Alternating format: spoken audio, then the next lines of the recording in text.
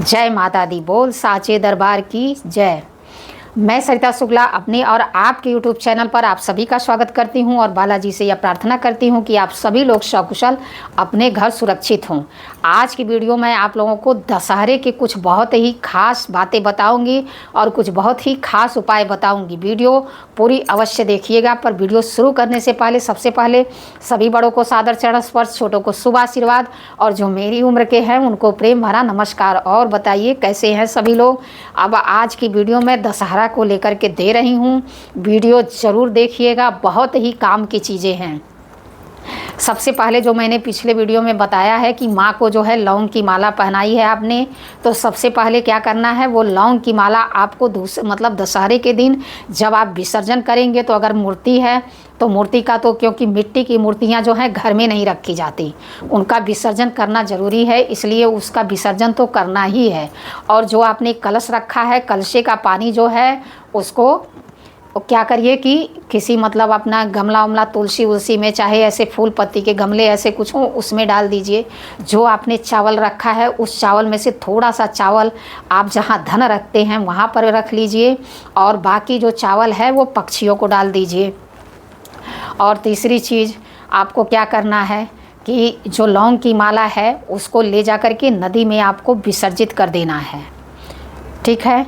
और जो आपने वो सिक्का रखा था, वह सिक्का और उस पर जो लौंग रखे होंगे, एक जोड़ा लौंग उस पर रखे होंगे, वो सिक्का और वो लौंग, उस पर थोड़ा सा सिंदूर होना चाहिए। उसको एक लाल कपड़े में बांध करके उसको आप अपने घर में कहीं शुद्ध जगह पर रख दीजिए, या तो अपने मंदिर में ही कहीं छोटा सा है उसको कहीं मंदिर में ही रख देंगे तो बड़ी अच्छी बात है।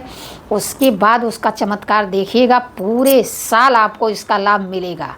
और तीसरी चीज़, जो आप हवन करते हैं, तो हवन का क्या करते हैं कि हम लोग जो हवन की राख होती है ना, उसको ले जा कर के जल में प्रवाहित कर देते हैं। तो ठीक है, अगर ज़्यादा नहीं रख सकते तो कोई बात नहीं, लेकिन थोड़ी सी राख जो है उसको जो है एक कागज़ में या एक कपड़े में लपेट करके अपने घर में अवश्य रखिए। जब भी आपके घर में जैसे किसी को नज़र लगे तो उसमें से थोड़ा सा उसको, जैसे कोई बच्चा है बहुत रो रहा है तो उसमें से उसको थोड़ा लगा देंगे ना, तो उससे उसको आराम मिलेगा। तो ये सारी चीज़ें आप कर सकते हैं। अगर आप किसी काम के लिए जा रहे हैं और आपको लगता हो कि उस काम में आपको सफलता नहीं मिलेगी, तो आप उसको लगा करके अवश्य जाइए, आपको उस काम में 100% सफलता होगी, क्योंकि उस हवन की राख में मंत्रों की बहुत शक्ति होती है। तो इसलिए यह कार्य अवश्य ही करिए। अब मैंने आपको इसके बारे में बता दिया। अब आते हैं दशहरा पे। जैसे कि सभी लोग जानते हैं, सबसे पहले तो आप सभी लोगों को महाअष्टमी, महानवमी और महादशहरा की हार्दिक हार्दिक शुभकामनाएं। जैसे कि आप सभी लोग जानते हैं कि जो है दशहरा जो है बुराई पे अच्छाई की जीत का प्रतीक माना गया है। तो इस दिन जो है रावण को जलाया जाता है, लेकिन मुझे जहाँ तक लगता है कि सबसे पहले तो हमको अपने अंदर के रावण को ख़त्म करना पड़ेगा। ये रावण के पुतले जलाने से कुछ नहीं होगा। पहले जो हम इंसानों के अंदर जो रावण बैठा है ना, पहले हमको उसको रोकना होगा। तो कृपया पहले उसको रोकने की कोशिश करिए और त्यौहार खूब धूमधाम से मनाइए। उसमें कोई कंजूसी नहीं, जितना हो सके आप जितने में ही सक्षम हो उतने में ही मनाइए, लेकिन खूब मनाइए। अब इस दिन क्या होता है कि इस दिन हम नवरात्रि के व्रत का पारण भी करते हैं। तो इस दिन क्या करते हैं कि जैसे कि मान लीजिए जो हलवा पूड़ी, अब मैंने बताया कि नवरात्रि के दिन हलवा पूड़ी कन्याओं को खिलाया जाता है, माता को भोग लगाया जाता है, माता की विदाई होती है। तो वो हलवा पूड़ी हमको बहुत ही संभाल के रख देना है उस दिन। और दशहरा के दिन जब हम व्रत का पारण करने जाते हैं तो सबसे पहले वही हलवा पूड़ी लेकर के हमको अपना व्रत खोलना चाहिए। इससे हमको 9 दिन के व्रत का पूरा जो हमको पुण्य मिलना चाहिए तभी जाके मिलता है। ज़्यादा नहीं तो कम से कम एक पूड़ी तो ज़रूर ही सुरक्षित बचा करके रखिए, ताकि उसमें कहीं कीड़ा कूड़ी न घुसे। उसको एकदम अच्छे से व्यवस्थित करके रख दीजिए।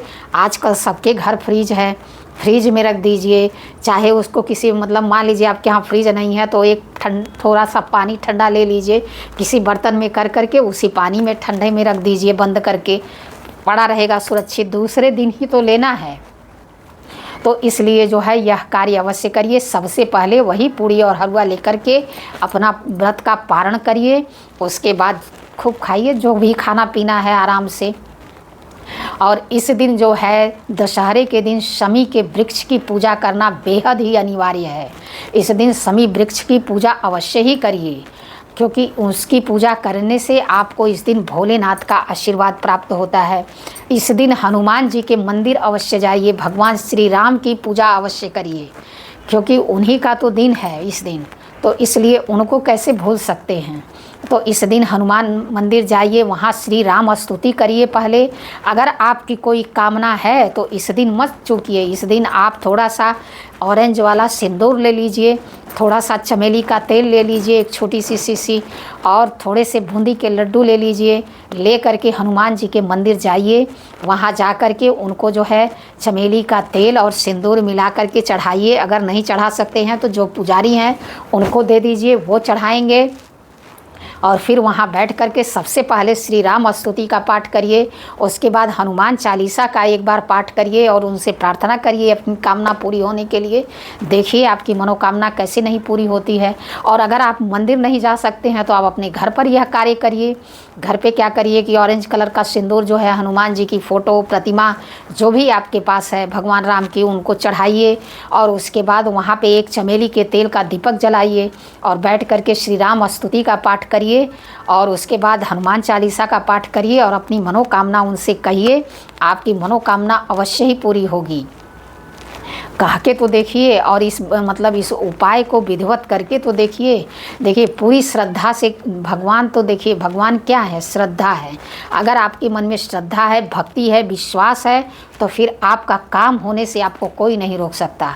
तो इसलिए इस दिन यह कार्य बिल्कुल करिए। गरीबों को जो है भोजन कराइए, उनको थोड़ी मदद करिए। एक को कर सकते हैं तो एक को करिए, दो को कर सकते हैं तो दो को करिए। कुछ सिक्कों का दान अवश्य करिए। सिक्कों का दान करना बेहद खास माना गया है, तो सिक्कों का दान इस दिन अवश्य ही करिए। बाकी कुछ करिए, कुछ न कुछ अवश्य ही करिए। मेरे कहने का मतलब यही है। और आप सभी के लिए यह दशहरा बेहद शुभ हो। और नीलकंठ अगर हो सके तो खोज करके इस दिन नीलकंठ का दर्शन अवश्य ही करिए, क्योंकि इस दिन नीलकंठ का दर्शन बहुत ही शुभ माना जाता है। हम लोग तो छोटे छोटे थे ना, तो हम लोगों के यहाँ तो कहीं कहीं तार पे, जैसे बिजली के खंभे होते थे ना, उसके तार पे बैठे दिख जाते थे। मुड़ेर होती थी घर की, उस पे कहीं बैठे मिल जाते थे। खूब हमारे मम्मी पापा बुला बुला के हम लोगों को दर्शन कराते थे। अपने बड़ों के चरण स्पर्श करिए, उनसे आशीर्वाद लीजिए, जो कि बेहद ही खास है दशहरा के दिन। और हो सके तो पान जो है, इस दिन हनुमान जी को पान तो अवश्य, मीठा पान एक जोड़ा अवश्य ही अर्पित करिए। इससे तो हनुमान जी इतने खुश हो जाएंगे कि आप समझ भी नहीं सकते हैं। और इस दिन पान एक दूसरे को भी दिया जाता है। कहीं कहीं ये भी परंपरा है कि दशहरा के दिन एक दूसरे को पान भी भेंट किया जाता है। तो आप भी यह सब कार्य करिए और आप अपने जीवन में तमाम खुशियाँ ले आइए। बस मेरी यही प्रार्थना है और यही माता रानी से प्रार्थना है कि आप लोगों के जीवन में खुशियाँ बनी रहें और माता रानी की कृपा और हनुमान जी की कृपा आप सभी पर बनी रहे।